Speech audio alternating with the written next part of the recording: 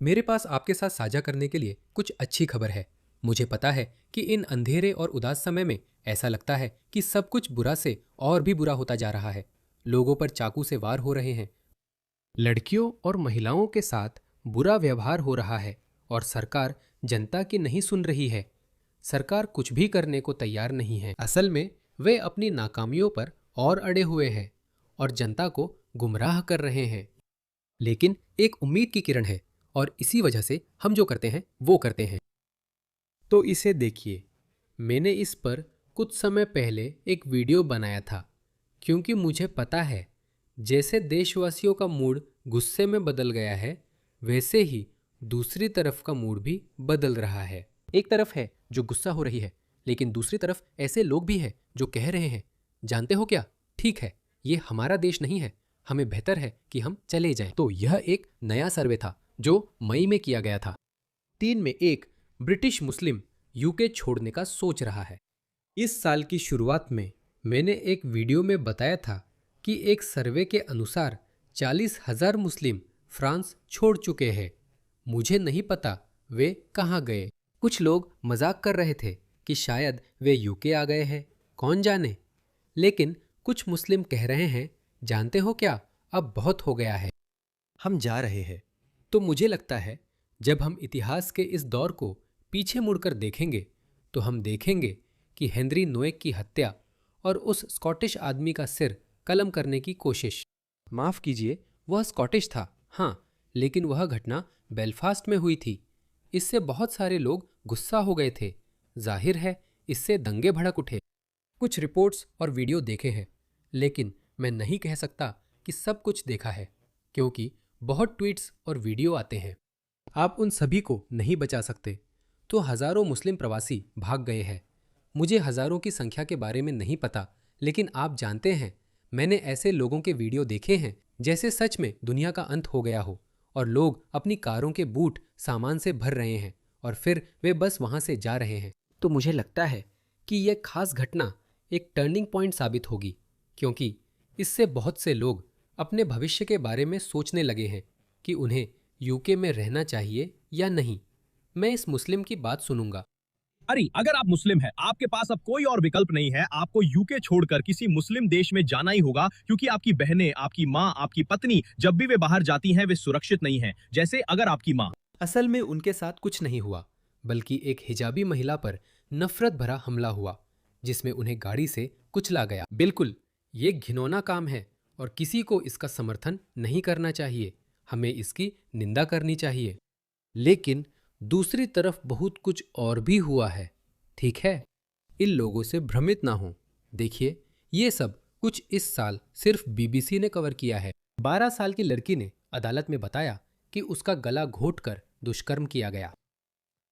इसे देखिए, बलात्कार का आरोपी ने सड़कों पर लड़कियों की तलाश से इनकार किया है। यही तो वे लोग कर रहे हैं। अफगान शरणार्थी को 12 साल की बच्ची से बलात्कार के आरोप में जेल हुई। एक व्यक्ति पर अदालत में समुद्र तट पर किशोरी के साथ बलात्कार का आरोप है। घटना 6 दिन पहले हुई थी। उसे देखो। मुस्लिम महिलाओं के साथ ऐसा नहीं होना चाहिए। पश्चिम में उनके साथ ऐसा नहीं हुआ। माफ कीजिए, मैं दिखाना भूल गया था। पार्क में बलात्कार के दोषी शरणार्थी की सजा कम कर दी गई है। क्या यह चौंकाने वाला नहीं है? उसकी सजा कम कर दी गई है। यही हो रहा है। देखिए, यही सब हमारी सड़कों पर है। इसे देखिए, ये अफ्रीकी या नहीं, मध्य पूर्वी प्रवासी इस लड़की के पास कैम्डेन में जाता है और उसे कहता है कि वह उसे मार डालेगा। और उसे देखिए, इन युवा पश्चिमी महिलाओं की परवरिश एक बिल्कुल अलग माहौल में हुई है। उन्हें बताया गया था कि कोई पुरुष तुम्हें घूर भी नहीं सकता, वह तुम्हें सीटी नहीं मार सकता। ऐसा करना यौन उत्पीड़न है। लेकिन वही विचारधारा, वही प्रगतिशील लोग जिन्होंने हमें नारीवाद जैसे आदर्श दिए, उसी ने ऐसे लोगों का बड़े पैमाने पर आयात भी किया जो उनकी सड़कों पर ऐसा कर रहे हैं और वे इसे सहन कर रहे हैं। क्या ये हैरान करने वाला नहीं है? ये हैरान करने वाली बात है कि लोग अपने दिमाग में एक साथ विरोधाभासी, बिल्कुल विपरीत, टकराते हुए नैतिक मूल्यों को सिर्फ विचारधारात्मक हठधर्मिता का समर्थन करने के लिए रख सकते हैं। दिलचस्प है ना? मुझे ये बहुत दिलचस्प लगता है। मैंने कहा तुम्हारा बॉयफ्रेंड है तो मैं उससे गोली मार दूंगा। वो उसके बॉयफ्रेंड के सिर में गोली मारने वाला है। कितना आकर्षक है, क्योंकि वो कह रहा है कि तुम मेरी हो। यही वो कहता है। मैंने कहा तुम्हारा बॉयफ्रेंड, वो मैं उसके सिर में गोली मारने वाला हूँ। मेरा एक बॉयफ्रेंड है। नहीं, मैं उसे सिर में गोली मारूंगा तुम्हारी वजह से। तुम मेरी हो, मैं तुम्हारी नहीं हूँ, बिल्कुल नहीं। वो घबराई हंसी है, क्योंकि वो उसे उकसाना या वजह नहीं देना चाहती। कौन जानता है, क्या उसके पास चाकू है? पहले भी ऐसा हो चुका है। ऐसा हर समय होता रहता है। यही सब हमारी महिलाओं, बच्चों, लड़कियों के साथ हो रहा है। यहाँ तक कि बीबीसी भी इस पर रिपोर्ट कर रहा है। मैं हैरान रह गया। मैं सोच रहा था, बीबीसी इस पर रिपोर्ट क्यों कर रहा है? ठीक है, मुझे वो वीडियो नहीं मिल रहा है जिसमें बीबीसी सच में ये मान रहा था कि ये शरण चाहने वाले हिंसक अपराधों में बहुत ज्यादा, अनुपात से कहीं अधिक शामिल हैं। तो जानते हो क्या? कुछ मुसलमान भी कह रहे हैं कि हाँ, जानते हो क्या, शायद यही है। खेल खत्म। इस आदमी की बात सुनो। आज यूके के मुसलमानों के लिए हकीकत से रूबरू होने का समय है, क्योंकि देश भर में सुधार की लहर है। जनता की भावना आपके पक्ष में नहीं है, प्रवासियों के पक्ष में नहीं है, और यह एक हकीकत है जिसे हमें स्वीकार करना होगा। यूके में रहने वाले मुसलमानों के तौर पर हमें समझना होगा कि यह देश जिस दिशा में जा रहा है वह इस्लाम विरोधी है। ठीक है, तो हमें इसके बारे में ज़्यादा शिकायत नहीं करनी चाहिए, क्योंकि हमें इस घर में मेहमान की तरह रहना था और मेज़बान कभी भी नियम बदल सकता है। हमें शिकायत नहीं करनी चाहिए, क्योंकि हमारे अपने घर और ज़मीनें हैं। तो हमें यूके और पश्चिमी देशों में अस्थायी रूप से आर्थिक प्रवासी के रूप में रहना था, ताकि हम अपनी कमाई कर सकें, और हमें इन देशों को छोड़कर अपनी ज़मीनों पर वापस जाना था। लेकिन हुआ ये कि हमने खुद को ऐसे माहौल में रहने के लिए मजबूर कर लिया, जहां हमारे लिए इस्लाम का पालन करना शुरू से ही आसान नहीं था। घर के नियम शुरू से ही इस्लाम के अनुरूप नहीं है। तो अब मेज़बान कह रहा है कि आपके मूल्य और हमारे मूल्य मेल नहीं खाते। हाँ, तो अब मुसलमानों को ये समझना होगा कि अपने इस्लाम, अपनी नैतिकता, अपनी गरिमा को बनाए रखने के लिए अब आपको अपने ही देशों में वापस जाना होगा। यही मुख्य बात है। ये एक असली मुद्दा है जिसे हमें अब समझना होगा। हाँ, हमें अब सबके सामने मौजूद इस बड़े मुद्दे पर चर्चा करनी होगी। इन बातों से इनकार करने का कोई मतलब नहीं है। अपना सिर रेत में छुपाने का भी कोई फायदा नहीं है। अब हमें ये बातचीत करनी होगी, क्योंकि हमें यूके में अपने अस्तित्व पर सवाल उठाना पड़ रहा है। और हमारे बच्चों के लिए भी। क्या हम ऐसे माहौल में रहना चाहते हैं जहां हमें नहीं चाहा जाता, जहां हमारे मूल्यों को नहीं चाहा जाता, जहां इस्लाम को नहीं चाहा जाता? इस बीच आम ब्रिटिश लोग किस हालात का सामना कर रहे हैं, ये देखिए। एक और आक्रामक अवैध प्रवासी उस महिला को परेशान कर रहा है, और फिर उसे बताया जाता है कि अब हम ये बकवास और बर्दाश्त नहीं करेंगे। उसका सॉफ्टवेयर अपडेट कर दिया गया। ये देखिए, मानव तस्कर सोशल मीडिया वीडियो पोस्ट्स में नशे में धुत और कम कपड़े पहनी ब्रिटिश लड़कियों को दिखा रहे हैं। हाँ, तस्कर सोशल मीडिया पर उत्तर अफ्रीकियों, अफगानों, भारतीयों और पाकिस्तानियों को लुभाने के लिए गुप्त रूप से फिल्माई गई नशे में और मुस्लिम मानकों के अनुसार कम शालीन कपड़े पहने लड़कियों की फुटेज का इस्तेमाल करते हैं। इसी वजह से जब वे यूके या इन पश्चिमी देशों में आते हैं तो वे इसी तरह का व्यवहार करते हैं। इसे देखिए, ये फ्रेंच लड़की अपने काम में लगी है। ये मोटा प्रवासी उस पर वाटर गन से कुछ छिड़कता है। कौन जाने वो पानी, पेशाब या तेजाब है। यही उनका तरीका है, देखिए। और वे चिल्लाते हैं और हंसते हैं। वे उसका मजाक उड़ाते हैं। यह किसी हॉलीवुड फिल्म के भयानक दृश्य जैसा है। एंथनी, पल्ला हो गया। ये सब मुसलमान हैं। अब ये सब मुसलमान हैं, ये सब मुसलमान हैं। वे अपनी औरतों से ऐसा नहीं करते, पर आपने उन्हें खुला छोड़ दिया, आने दिया। वे ऐसा क्यों कर रहे हैं? इसी वजह से उन्हें सच में लुभाया जा रहा है कि आओ, जो चाहो करो। इन गोरी औरतों को देखो, मैं कह रहा हूं, वे इन्हें ऐसे ही देखते हैं। हो सकता है आप भी ऐसा सोचें। और ये सिर्फ वे लोग नहीं हैं जो मिडिल ईस्ट में रहते हैं जो ऐसा सोचते हैं। जो ब्रिटेन में रहते हैं वे भी ऐसा ही सोचते हैं। यहाँ तक कि आपके लिपस्टिक मुसलमान भी ऐसा ही सोचते हैं। बुशा शेख भी ऐसा ही सोचते हैं। वे सोचते हैं कि गोरी औरतें बस औरतें ही हैं। मैं परवाह नहीं करता। मुस्लिम दुनिया में यह आम सोच है, लेकिन मुस्लिम महिलाएं बेहतर है क्योंकि वे खुद को ढकती और सादगी से कपड़े पहनती है, इसीलिए उन्हें छूना नहीं चाहिए। यही एक आम सोच है और देखिए इसे कुरान भी समर्थन देता है। कुरान कहती है मुस्लिम महिलाओं को सादगी से कपड़े पहनने चाहिए और अबाया हिजाब पहनना चाहिए। हालांकि इस पर मतभेद है, इसीलिए ये हिजाब से लेकर बिन बैग तक अलग अलग होता है। पूरा ढकना, इसलिए हम कहते हैं कि ये संस्कृतियां नहीं मिलती। लेकिन इस आदमी में इतनी हिम्मत है कि ये जनता को गुमराह करता है। मुस्लिम महिलाएं असुरक्षित हैं। मुझे लगता है आपकी बहन या पत्नी हिजाब, नकाब या अबाया पहनती है जिससे उन पर हमला हो सकता है। आप हमेशा उनके साथ नहीं रह सकते। सोचिए, जब भी कोई घर से बाहर जाता है आपको असहजता होती है, जैसे आप खुद नहीं जा सकते। हाँ, किसी मुस्लिम देश में जाइए जहां आप बाहर नहीं जा सकते, जहां आपको कानूनी रूप से घर से बाहर जाने की अनुमति नहीं है। अफगानिस्तान में यही सच है। शायद यह अन्य मुस्लिम देशों में आधिकारिक रूप से सच न हो, लेकिन जब आप पारंपरिक कपड़ों में कामुक पुरुषों की भीड़ देखते हैं तो कौन बाहर जाना चाहेगा। मैं कह रहा हूं, पाकिस्तान में अगर कोई महिला बाहर जाए उसके साथ उसे हवस भरी नजरों से घूरा जाता है। यह एक आम बात है। यह एक आम बात है। हर कोई इसके बारे में जानता है। आराम से जियो, भले ही परिवार सुरक्षित ना हो। 5 साल पहले ऐसा था। हाँ ठीक है, मैं चाहता हूँ कि वे ऐसे ही विश्वास करें ताकि वे जा सके। बस जाओ। तुम आराम से नहीं जी सकते ये जानते हुए कि तुम्हारा परिवार सुरक्षित नहीं है। 5 साल पहले ऐसा था कि चलो तुम्हें यूके छोड़ने की कोशिश करनी चाहिए, हिजरत करनी चाहिए, मुस्लिम जिंदगी। तुम जानते हो, 3 साल पहले तुम्हें कोशिश करनी चाहिए थी। अब ऐसा है कि तुम्हें करना ही है। ये बहुत कमाल की बात है कि उसने पिछले 5 सालों में तुम्हें साफ साफ दिखा दिया है कि हालात कैसे और भी बदतर होते गए हैं, और सिर्फ अल्लाह ही जानता है कि ये असल में कितना बुरा होने वाला है। जैसे तुम लोगों को निकलने की अपनी योजना बनानी शुरू कर देनी चाहिए। हाँ मैं उससे सहमत हूँ। इस औरत को देखो, इसकी बात सुनो। तो मुझे लगता है, आप जानते हैं, अगर हम पूरे देश के तौर पर देखें तो मैं उसी तरह से बात करूंगी। इस समय इस्लामोफोबिया तेज़ी से बढ़ रहा है, जो एक मुस्लिम महिला के रूप में मेरे लिए बहुत चिंता का विषय है। आप जानती हैं, ये देखना कि मैं एक बेटी की माँ हूँ। आप जानती हैं, इसे अफगानिस्तान ले जाओ जहाँ तुम्हें ऐसे कपड़े पहनने के लिए सराहा जाएगा। असल में नहीं, वहाँ तुम्हें अपना चेहरा भी ढकना पड़ेगा। वहाँ जाओ। मुझे समझ नहीं आता। दोस्तों, ये व्यक्तिगत नहीं है।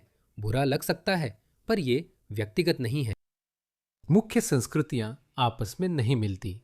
एक को दूसरे के लिए जगह छोड़नी होती है, और अब तक पश्चिमी संस्कृति ही थी जो इन लोगों के लिए जगह बनाने के लिए अपने मूल्यों से एक एक करके समझौता कर रही थी या उन्हें छोड़ रही थी। हर बार जब आप हलाल वध जैसी बर्बर क्रूर प्रथा के लिए नज़रअंदाज करते हैं या जगह बनाते हैं तो आप कुछ खो रहे होते हैं। आप अपने मूल्यों से समझौता कर रहे होते हैं। पश्चिमी समाज ने हमें नारीवाद, समानता दी। इसने महिलाओं को ऊपर उठाया, हमें महिला सशक्तिकरण दिया। कुछ लोग कह सकते हैं शायद अब वह एक गलती थी। नहीं, मैं ऐसा नहीं सोचता। मैं निश्चित रूप से सच में ऐसा नहीं सोचता। मुझे पता है कि दाईं ओर के बहुत से लोग ऐसा सोचते हैं। मैं ऐसा नहीं सोचता। मैं चाहता हूं कि मेरी बेटी ऐसे समाज में बड़ी हो जहां अगर वह सक्षम और बुद्धिमान है तो वह अपने देश की प्रधानमंत्री बन सके। मैं इसे इसी तरह देखता हूं। ये लोग इसे ऐसे नहीं देखते। ये लोग इसे ऐसे नहीं देखते। इनके पैगंबर ने कहा था, कोई देश सफल नहीं हो सकता अगर उसकी अगुवाई एक औरत कर रही हो। ये एक सही हदीस है। ये एक आम धारणा है, इसलिए कोई महिला खलीफा नहीं हो सकती। अब आप में से कुछ रूढ़िवादी लोग, आप में से कुछ पश्चिमी रूढ़िवादी लोग, अगर आप ऐसा मानते हैं तो हो सकता है कि आपकी कुछ बातें मोहम्मद से मिलती जुलती हों। इसलिए मुझे नहीं लगता कि यह असंगत है। आपकी संस्कृति पश्चिमी समाज से असंगत है, इसमें कुछ भी व्यक्तिगत नहीं। हम आपको शुभकामनाएं देते हैं। अपने मुस्लिम देश जाइए और अपनी जिंदगी जैसे चाहे वैसे बिताइए। नहीं, यूके का होम ऑफिस अफगानिस्तान को कोई उपदेश नहीं देगा। असल में आप जानते हैं, असल में हमें करना चाहिए, शायद हम करें। असल में मुझे नहीं लगता कि हमें मुस्लिम देशों को अब उपदेश देना चाहिए। क्योंकि जब आपका खुद का घर जल रहा हो तो आप दूसरों को उपदेश नहीं दे सकते। मैं हमेशा लड़कों की परवरिश कर रही हूँ।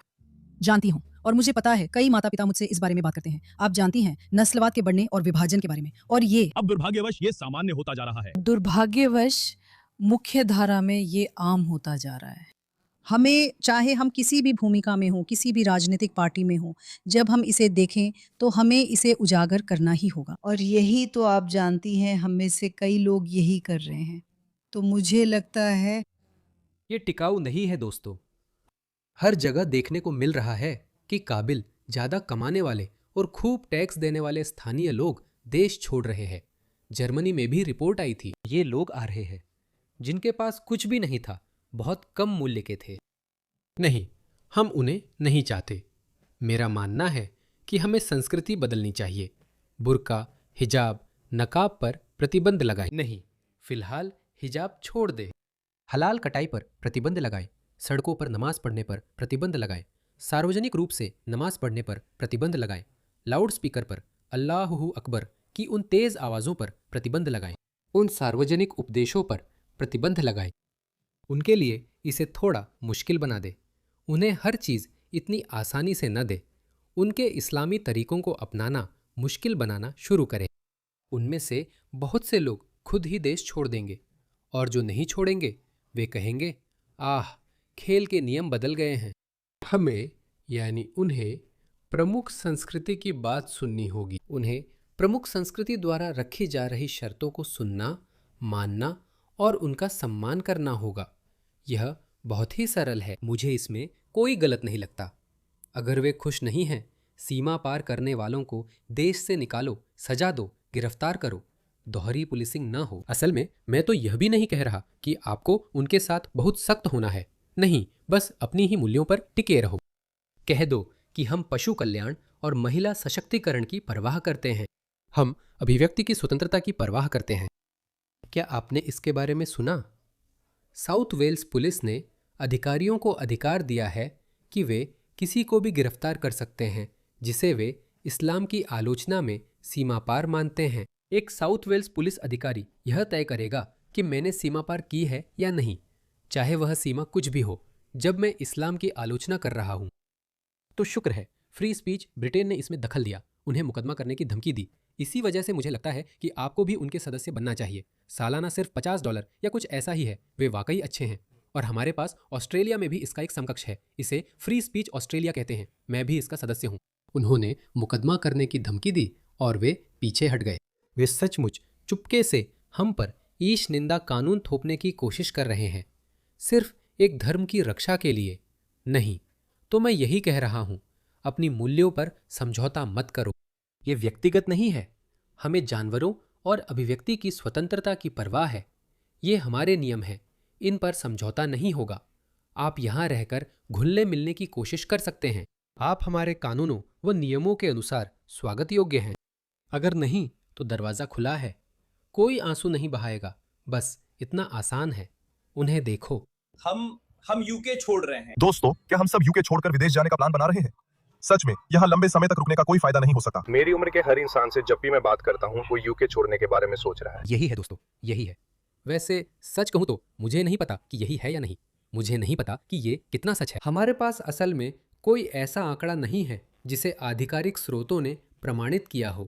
असल में इसे देखो, एक और वीडियो। मुझे नहीं पता ये आदमी कौन है। मुझे याद है मैंने इस वीडियो को चलाने के बारे में सोचा था, लेकिन कभी चलाया नहीं। पश्चिमी देशों में लोग अभी बड़ी गलती कर रहे हैं। अगर आप पश्चिमी देशों में मुसलमान हैं तो आप बड़ी गलती कर रहे हैं।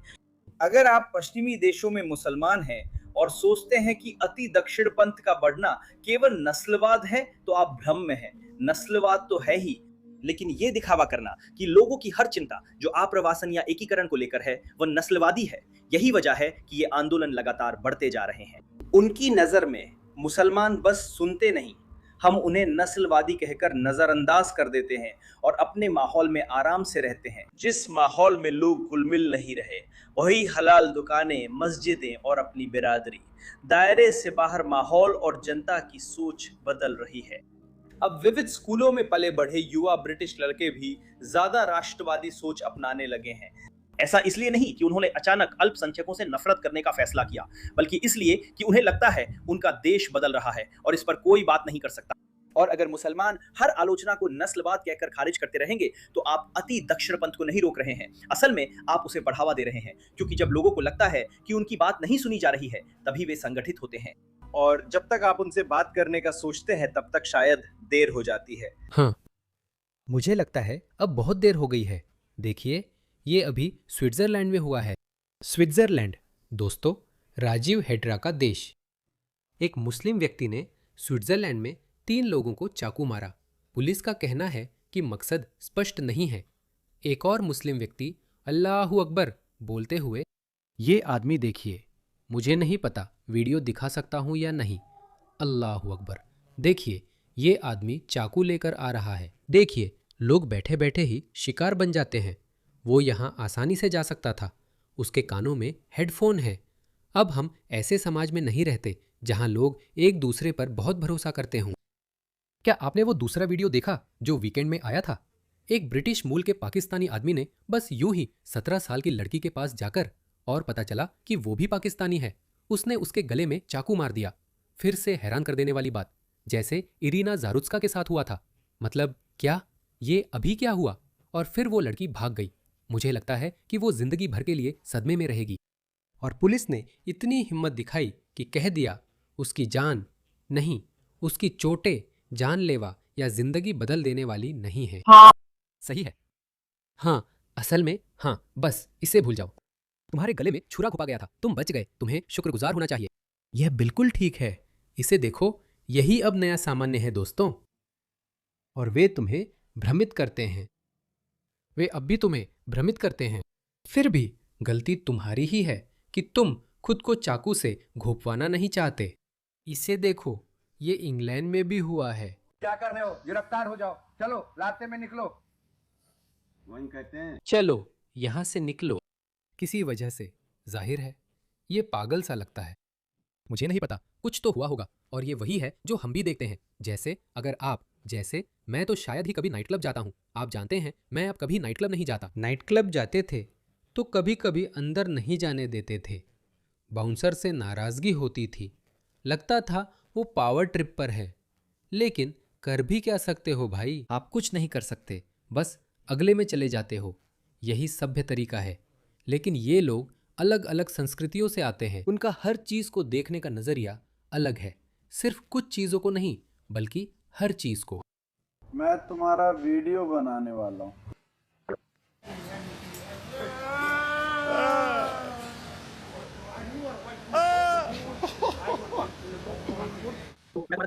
हाँ, हम गेम, हाँ, मैं गेम, तुम उन्हें बताना नहीं चाहते, जहाँ भी हो, बस तो पूरी बात उन्हें रखा यहीं पे तुमने से नीचे रखा 3 2 5, उनमें से 5। तुझे चलना है, क्या करूं?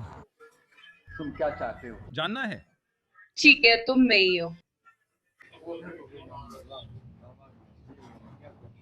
एक रिकॉर्डिंग है और तुम्हें जानना चाहिए। किससे तुम डील कर रहे हो? किससे तुम डील कर रहे हो? तुम बस देख रहे हो। हाँ, मैं ये वीडियो दिखाना नहीं चाहता था, लेकिन दूसरे वीडियो की तलाश में ये मिल गया। देखो, यही मुसलमान ब्रिटिश समाज में जोड़ रहे हैं। मैं अभी एक पब के बाहर हूँ। काश ऐसे पब्स का कोई हलाल वर्जन होता। ये वाकई पागलपन है। इसके बगल में पूरा एक पब है। यहाँ पूरा पब है। शायद वो आधे पब से खुश होता, पर यहाँ पूरा पब है। मोशी सही है? इसे देखो, ओ इसे देखो। आखिरकार ये लोग हद कर रहे हैं भाई। ये कैसे मुमकिन है भाई? कैसे? सुभान अल्लाह। भाई देखो, वो कितना हैरान है कि मस्जिद के बगल में एक पब है। ये कैसे मुमकिन है? लेकिन वो इस सवाल का जवाब नहीं देता। सेक्युलर या ईसाई देश में मस्जिद कैसे है? आप वहाँ कैसे हैं? ये कैसे मुमकिन है? खैर, चीज़ें बदलने वाली है। वे बदल भी रही है और उन्हें बदलना ही होगा। उनके पास संख्या नहीं है और उन्होंने पत्ते जल्दी खोल दिए। ये ठीक नहीं है भाई। कम से कम मोशन बोर्ड का सम्मान करो, थोड़ा तो सम्मान करो। कोई सम्मान नहीं है। एफ सॉफ। तो ये मेरे पास एक मुसलमान है, यहाँ किताब है। पब में एक राक्षस है जो समझ नहीं पा रहा कि ये सच है। वह गुस्से में दूसरे मुसलमानों से कहता है, दोस्तों देखो क्या हो रहा है, कुछ करो। माफ करना कि बताना पड़ा। आपकी तादाद इतनी नहीं है कि आप इसमें कुछ कर सके। मैं चाहता हूं कि वे ऐसा करते रहे और स्थानीय जनता को उकसाएं। तो उनकी मूर्खता से हमारी दलील और मजबूत हो जाती है। तो हमें यह पसंद है। लेकिन खैर, मुझे लगता है ये होगा। उन्हें वापस जाना ही पड़ेगा। और मैं समझता हूं कि आप हर मुसलमान को जबरदस्ती देश से नहीं निकाल सकते। ऐसा नहीं हो सकता। हमें व्यावहारिक होना पड़ेगा। क्या स्वीकार्य और राजनीतिक रूप से स्वीकार्य है? आप चीज़ों को मुश्किल बना देते हैं क्योंकि आप सिर्फ अपने मूल्यों पर कायम रहते हैं, भेदभाव या निशाना नहीं बनाते। बस यही है। वे खुद ही देश छोड़ देंगे।